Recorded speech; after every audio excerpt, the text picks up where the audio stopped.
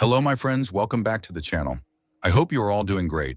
In today's video, I'm going to show you how to change your air conditioner from cooling mode to heating mode.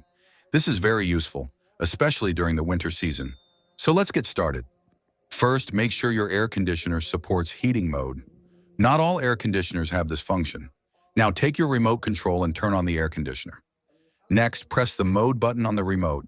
Keep pressing it until you see heat mode, usually shown by a sun symbol. After selecting heat mode, set the temperature higher than the room temperature, for example, 26 or 28 degrees Celsius. Wait a few minutes. In heating mode, the air conditioner may take some time before warm air starts coming out. This is normal, so don't worry. Finally, adjust the fan speed and airflow direction as you like. When the air conditioner is set to heating mode, the indoor fan may not start immediately. This is normal. The system waits until the indoor coil becomes warm to avoid blowing cold air into the room. After a few minutes, once the temperature is high enough, the fan will turn on automatically. And that's it. Now your air conditioner is working in heating mode. If you found this video helpful, don't forget to like, share, and subscribe.